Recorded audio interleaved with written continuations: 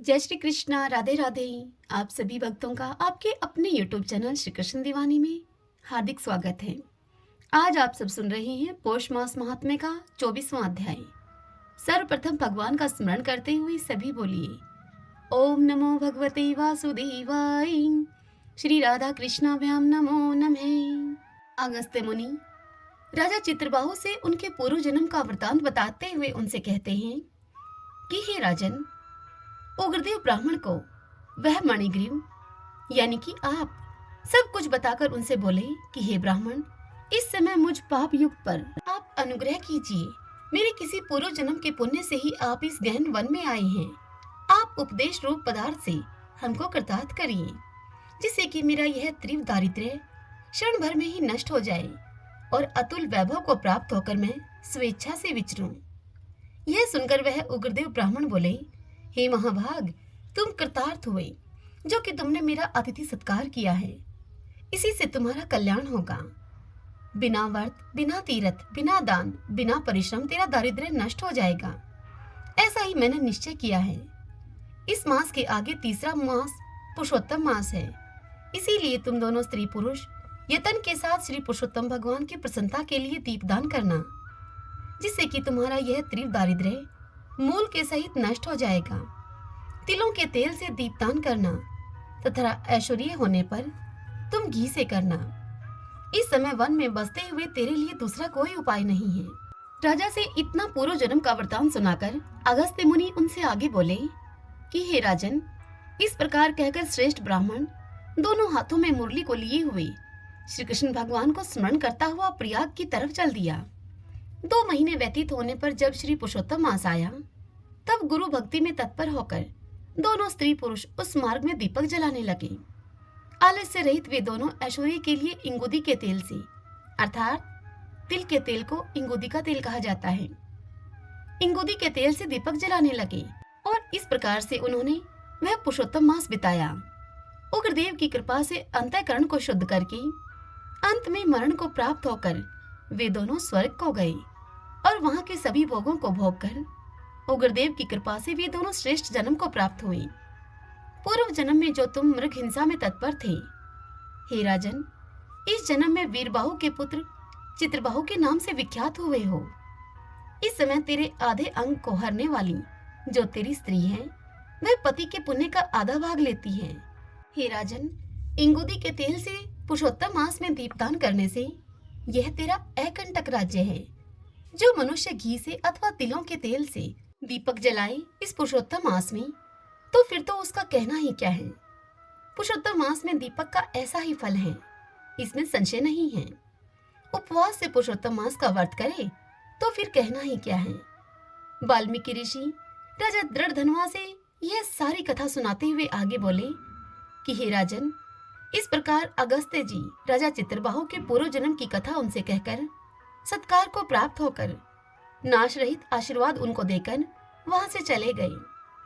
इससे आगे की कथा कल हम अगले अध्याय में सुनेंगे।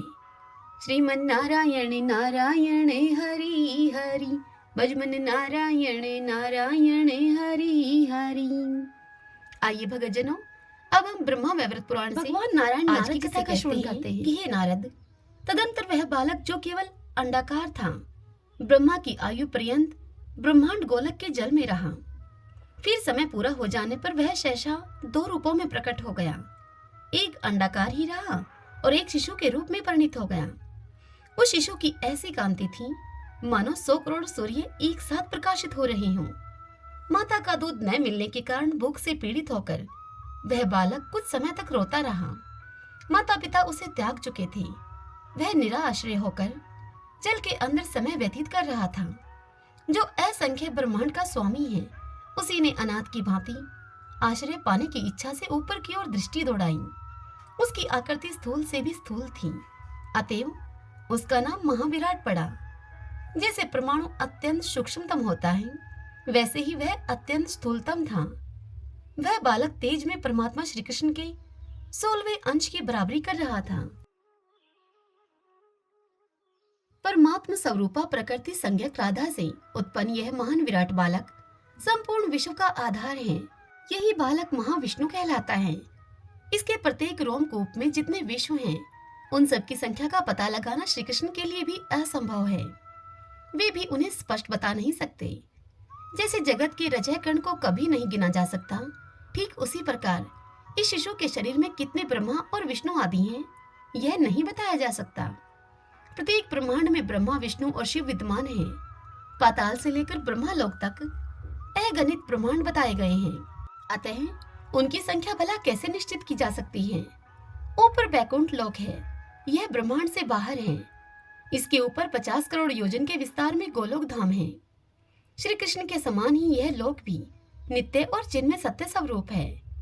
पृथ्वी 7 द्वीपों से सुशोभित है। 7 समुद्र इसकी शोभा को बढ़ा रहे हैं। 49 छोटे छोटे द्वीप हैं। पर्वतों और वनों की तो कोई संख्या ही नहीं है। इससे ऊपर 7 स्वर्गलोक हैं। ब्रह्मालोक भी इन्हीं में सम्मिलित है। नीचे 7 पाताल हैं। यही ब्रह्मांड का परिचय है। पृथ्वी से ऊपर भूरलोक, उससे परे भूवरलोक, भूवरलोक से परे स्वर्गलोक और उससे परे जनलोक और जनलोक से परे तपोलोक, तपोलोक से परे है सत्यलोक और सत्यलोक से परे ब्रह्मालोक है। ब्रह्मालोक ऐसा प्रकाशमान है मानो तपाया हुआ सोना चमक रहा हो। हे नारद, ये सभी कृत्रिम हैं। कुछ तो ब्रह्मांड के भीतर हैं और कुछ बाहर। नारद, ब्रह्मांड के नष्ट होने पर ये सभी नष्ट हो जाते हैं, क्योंकि पानी के बुलबुले की भांति यह सारा जगत अनित्य है। गोलोक और बैकुंठ लोक को नित्य, अविनाशी एवं अकृत्रिम कहा गया है। उस विराटमय बालक के प्रत्येक रोमकूप में असंख्य ब्रह्मांड निश्चित रूप से विराजमान हैं। एक एक ब्रह्मांड में अलग अलग ब्रह्मा, विष्णु और शिव हैं। हे बेटा नारद, देवताओं की संख्या 3 करोड़ है। ये सर्वत्र व्याप्त हैं। दिशाओं के स्वामी, दिशाओं की रक्षा करने वाले तथा ग्रह एवं नक्षत्र सभी इसमें सम्मिलित हैं। भूमंडल पर 4 प्रकार के वर्ण हैं। नीचे नागलोक है। चर और अचर सभी प्रकार के प्राणी उस पर निवास करते हैं। हे नारद, तदंतर वह विराट स्वरूप बालक बार बार ऊपर दृष्टि दौड़ाने लगा। वह गोलाकार पिंड बिल्कुल खाली था। दूसरी कोई भी वस्तु वहां नहीं थी। उसके मन में चिंता उत्पन्न हो गई। भूख से आतुर होकर वह बालक बार बार रुदन करने लगा। फिर जब उसे ज्ञान हुआ, तब उसने परम पुरुष श्री कृष्ण का ध्यान किया। तब वहीं उसे सनातन ब्रह्मा ज्योति के दर्शन प्राप्त हुए। वे ज्योतिर्मय श्री कृष्ण नवीन मेघ के समान श्याम थे। उनके 2 भुजाएं थीं। उन्होंने पीतांबर पहन रखा था। उनके हाथ में मुरली शोभा पा रही थी। मुखमंडल मुस्कान से भरा हुआ था। भक्तों पर अनुग्रह करने के लिए वे कुछ व्यस्त से जान पड़ते थे। पिता परमेश्वर को देखकर वह बालक संतुष्ट होकर हंस पड़ा। फिर तो वर के अधिदेवता श्री कृष्ण ने समय अनुसार उसे वर दिया। कहा कि बेटा, तुम मेरे समान ज्ञानी बन जाओ। भूख और प्यास तुम्हारे पास न आ सके। प्रलय पर्यंत यह असंख्य ब्रह्मांड तुम पर अवलंबित रहे। तुम निष्कामी, निर्भय और सबके लिए वरदाता बन जाओ। जरा मृत्यु, रोग और शोक आदि तुम्हें कष्ट न पहुंचा सके।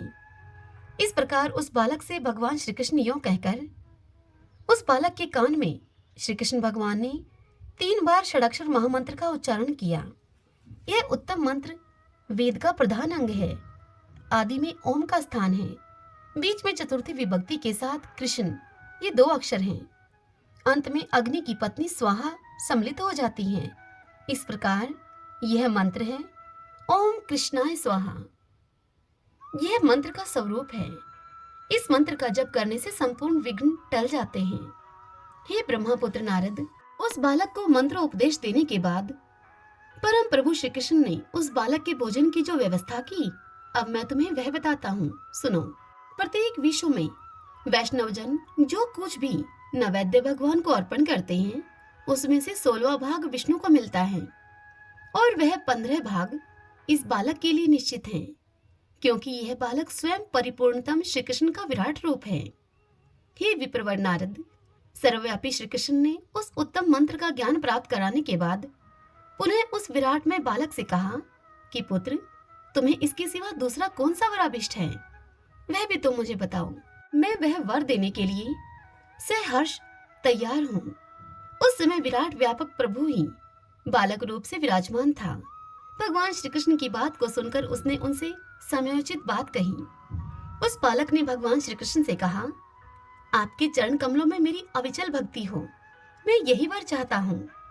मेरी आयु चाहे एक क्षण की हो अथवा दीर्घ काल की, परंतु जब तक मैं जीऊं तब तक आप में मेरी अटल श्रद्धा बनी रहे।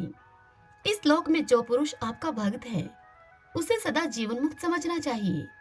जो आपकी भक्ति से विमुख है वह मूर्ख जीते हुए भी मरे के समान है।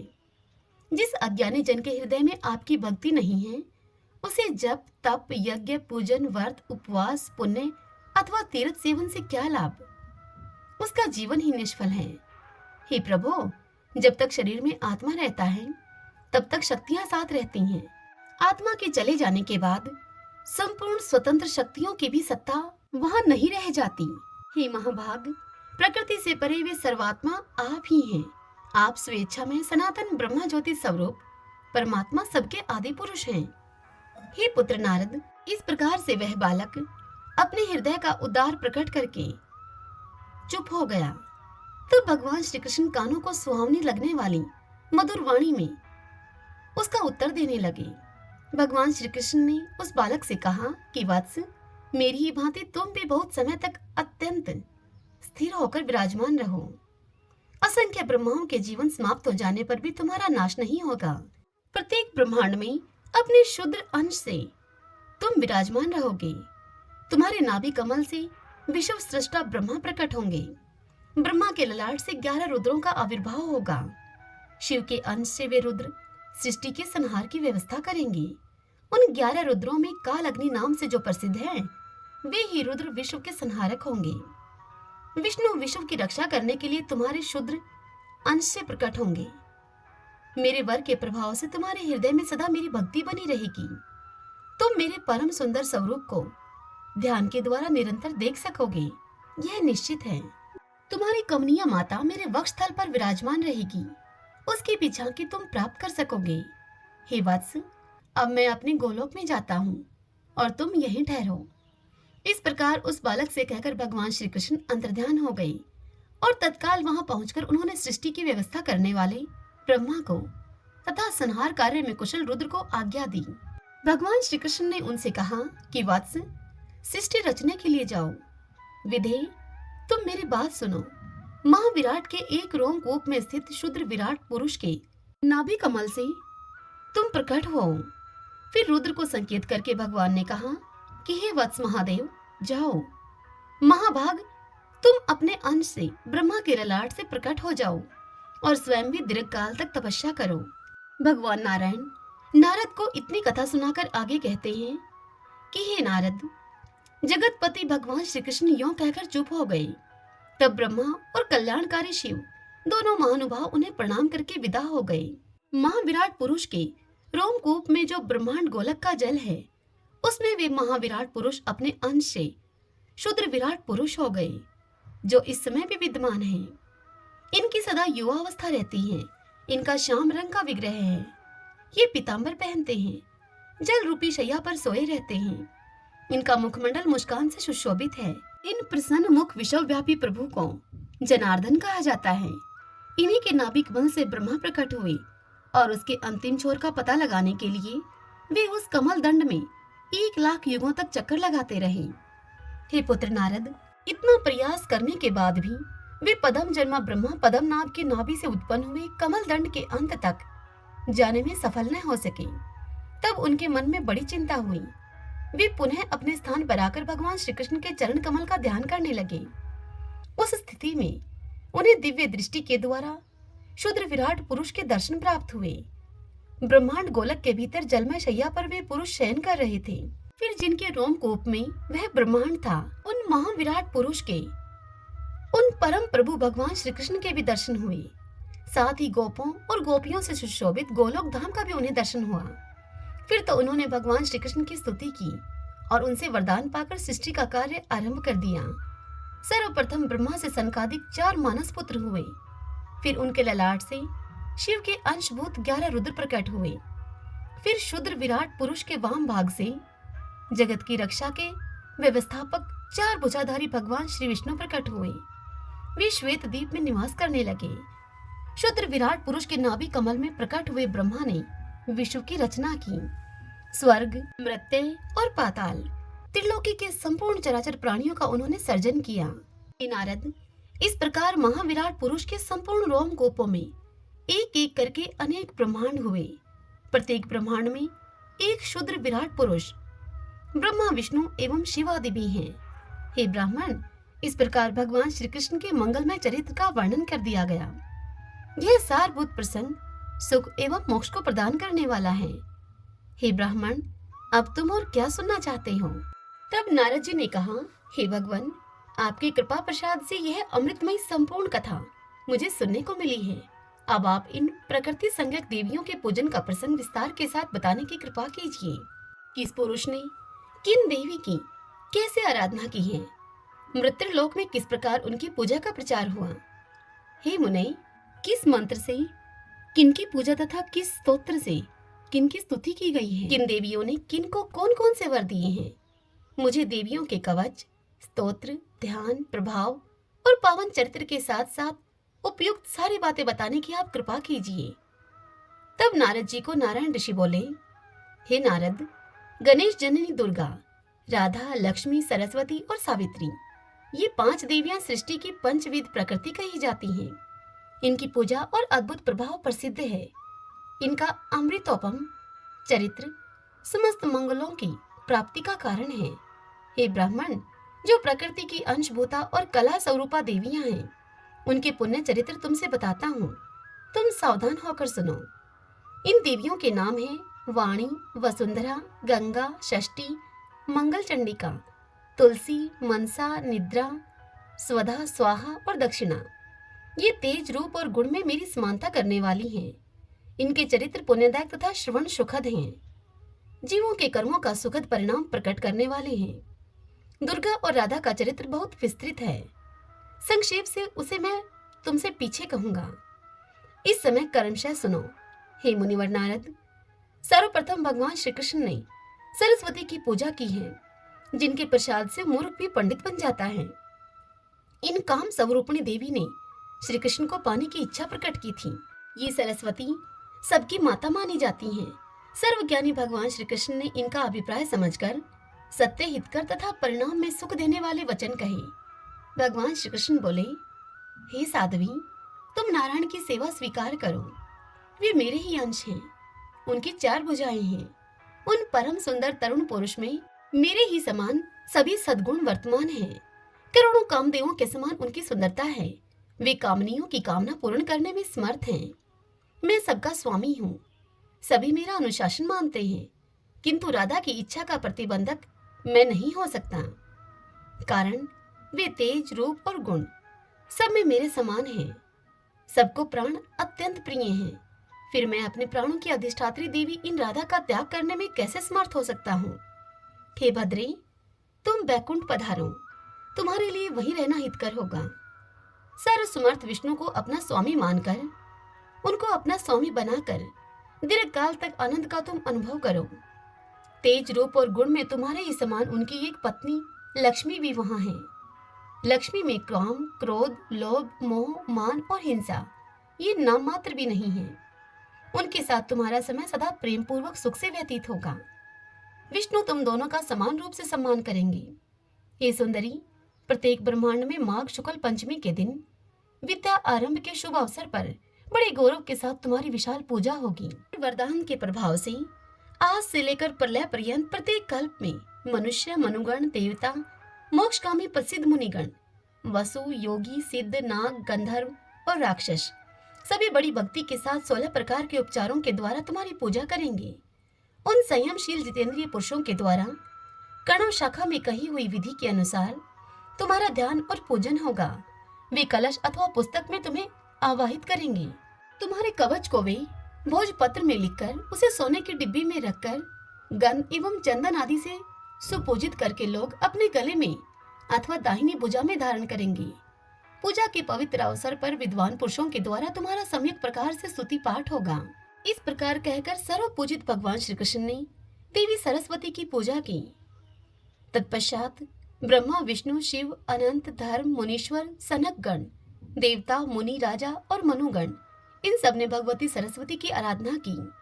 तब से ये सरस्वती संपूर्ण प्राणियों के द्वारा सदा पूजित होने लगी। यह सुनकर नारद जी बोले, हे वेद वेदताओं में श्रेष्ठ प्रभु, आप भगवती सरस्वती की पूजा का विधान, सत्वन, ध्यान, अभीष्ट कवच, पूजन उपयोगी नैवेद्य, फूल तथा चंदन आदि का परिचय देने की कृपा कीजिए। इसे सुनने के लिए मेरे हृदय में बड़ा कौतूहल हो रहा है। मुनिवर भगवान नारायण ने कहा, हे नारद, सुनो, काण्व शाखा में कही हुई पद्धति तुमसे बतलाता हूँ। इसमें जगन माता सरस्वती के पूजन की विधि वर्णित है। माघ शुक्ल पंचमी विद्या आरंभ की मुख्य तिथि है। उस दिन पूर्वाह्न काल में ही प्रतिज्ञा करके संयमशील एवं पवित्र होकर स्नान और नित्य क्रिया के पश्चात भक्ति पूर्वक कलश की स्थापना करें। फिर नैवेद्य आदि से निम्नांकित 6 देवताओं का पूजन करें। पहले गणेश जी का, फिर सूर्य का, फिर अग्नि का, फिर विष्णु का, फिर शिव का और पार्वती का पूजन करने के बाद इष्ट देवता सरस्वती का पूजन करना उचित है। फिर ध्यान करके देवी का आवाहन करें। तदंतर वर्ती रहकर षोडशोपचार से भगवती की पूजा करें। हे सौम्य नारद, पूजा के लिए जो जो उपयोगी नैवेद्य वेद में कथित हैं, अब मैं तुम्हें वह बताता हूँ। ताजा मक्खन, दही, दूध, धान का लावा, तिल के लड्डू, सफेद गन्ना और उसका रस, उसे पकाकर बनाया हुआ गुड़, स्वस्तिक। स्वस्तिक एक प्रकार का पकवान है। शक्कर या मिश्री, सफेद धान का चावल जो कि टूटा हुआ न हो, जिन्हें अक्षत कहा जाता है, बिना उबाले हुए धान का चिवड़ा, सफेद लड्डू, घी और सेंधा नमक डालकर तैयार किए गए व्यंजन के साथ शास्त्र उक्त हविष्यान, जो अथवा गेहूं के आटे से घृत में तले हुए पदार्थ, पके हुए तथा स्वच्छ केले का पिष्टक, उत्तम अन्न को घृत में पकाकर उससे बनाया हुआ अमृत के समान मधुर मिष्ठान, नारियल, उसका पानी, कशेरू, मूली, अदरक, पका हुआ केला, बढ़िया बेल, बेर का फल, देश और काल के अनुसार उपलब्ध ऋतु फल तथा अन्य भी पवित्र स्वच्छ वर्ण के फल, ये सब नैवेद्य के समान हैं। हे मुनि नारद, सुगंधित सफेद पुष्प, सफेद स्वच्छ चंदन तथा नवीन श्वेत चंदन और सुंदर शंख देवी सरस्वती को अर्पण करना चाहिए। श्वेत पुष्पों की माला और श्वेत भूषण भी भगवती को चढ़ाएं। हे महाभाग मुनि नारद, भगवती सरस्वती का श्रेष्ठ ध्यान परम सुखदायी है तथा भ्रम का उच्छेद करने वाला है। सरस्वती का ध्यान इस प्रकार से करें। सरस्वती का श्री विग्रह शुक्ल वर्ण है। परम सुंदरी देवी सदा मुस्कुराती रहती हैं। इनके परिपुष्ट विग्रह के सामने करोड़ों चंद्रमा की प्रभा भी तुच्छ है। ये विशुद्ध चिन्मय वस्त्र पहने हैं। इनके एक हाथ में वीणा है और इनके दूसरे हाथ में पुस्तक है।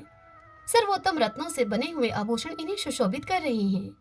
ब्रह्मा, विष्णु और शिव प्रवर्ती प्रधान देवताओं तथा सुरगणों से ये सुपूजित हैं। श्रेष्ठ मुनि, मनु और मानव इनके चरणों में मस्तक झुकाते हैं। ऐसी भगवती सरस्वती को मैं भक्ति पूर्वक प्रणाम करता हूँ।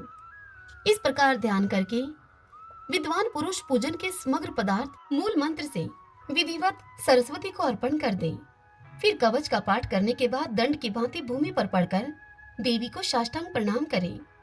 हे मुनि नारद, जो पुरुष भगवती सरस्वती को अपनी इष्ट देवी मानते हैं, उनके लिए यह नित्य क्रिया है। बालकों के विद्या आरंभ के अवसर पर वर्ष के अंत में माघ शुक्ला पंचमी के दिन सभी को इन सरस्वती देवी की पूजा करनी चाहिए। श्रीम ह्रीम सरस्वती स्वाहा, यह वैदिक अष्टाक्षर मूल मंत्र परम श्रेष्ठ एवं सभी के लिए उपयोगी है, अथवा जिनको जिस मंत्र के द्वारा उपदेश प्राप्त हुआ है उनके लिए वही मूल मंत्र है। सरस्वती इस शब्द के साथ चतुर्थी विभक्ति जोड़कर अंत में स्वाहा शब्द लगा लेना चाहिए। इसके आदि में लक्ष्मी का बीज यानी कि श्रीम और माया बीज यानी कि ह्रीम यह लगाएं।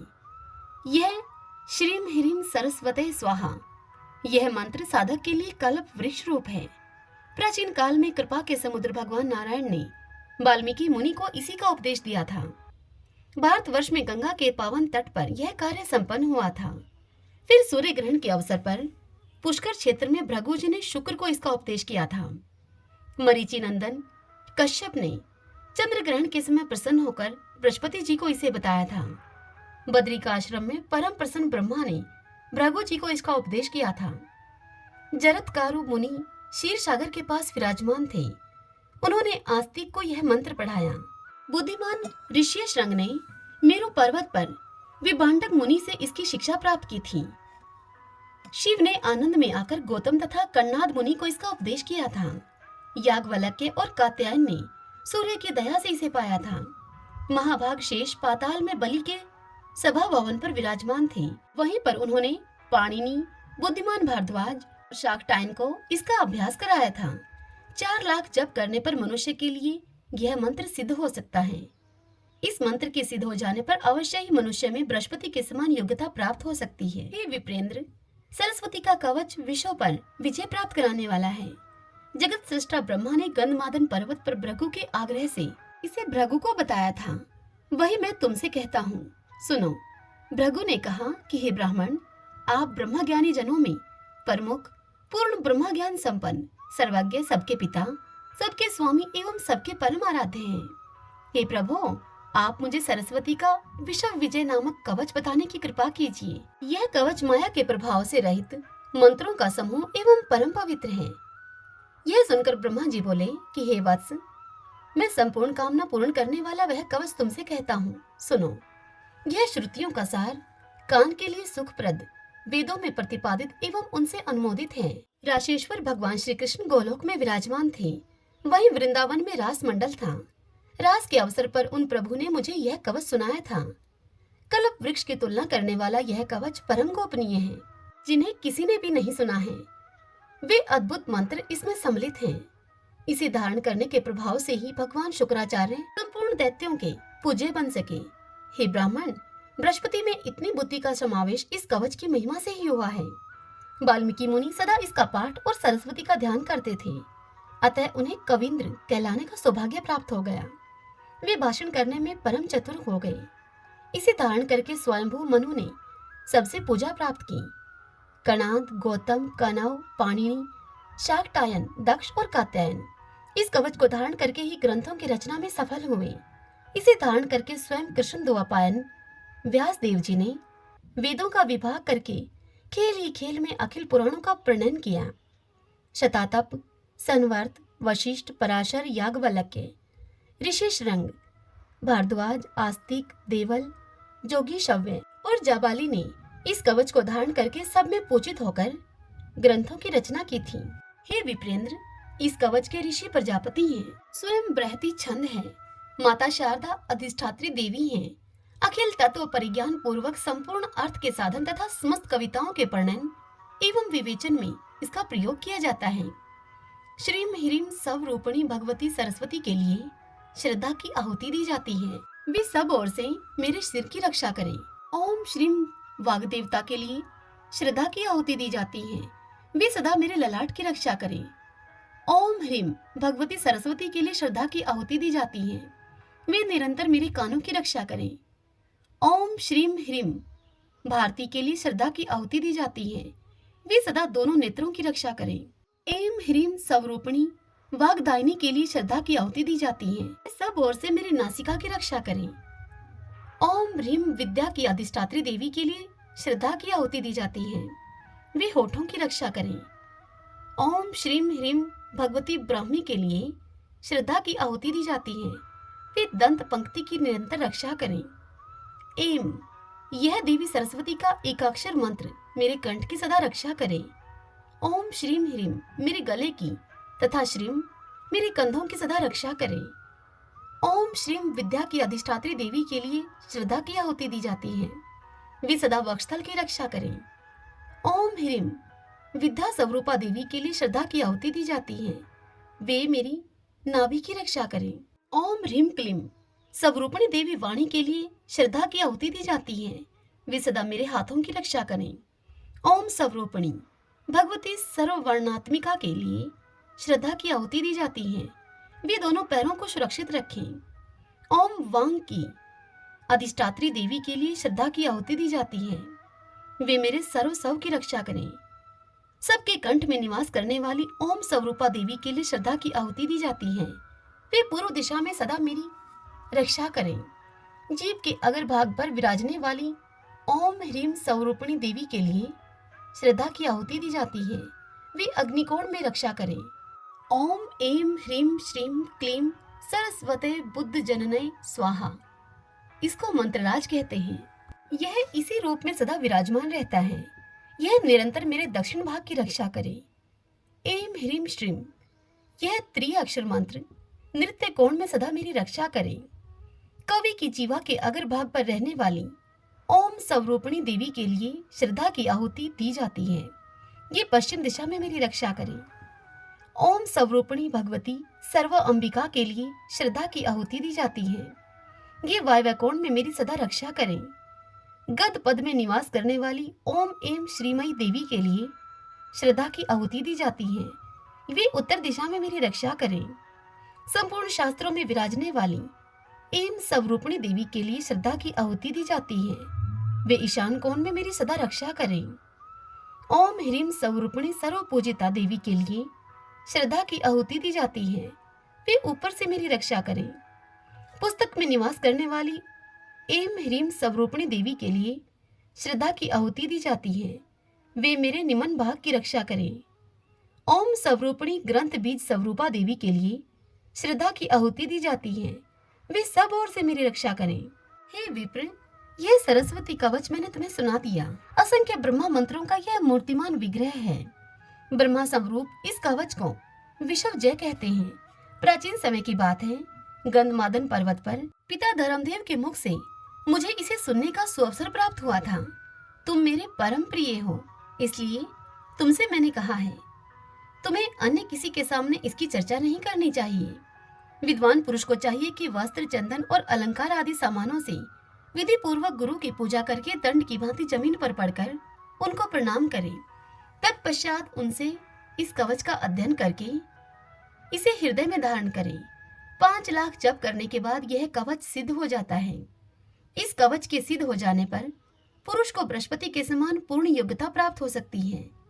इस कवच के प्रसाद से पुरुष भाषण करने में परम चतुर, कवियों का सम्राट तथा त्रिलोकी विजयी हो सकता है।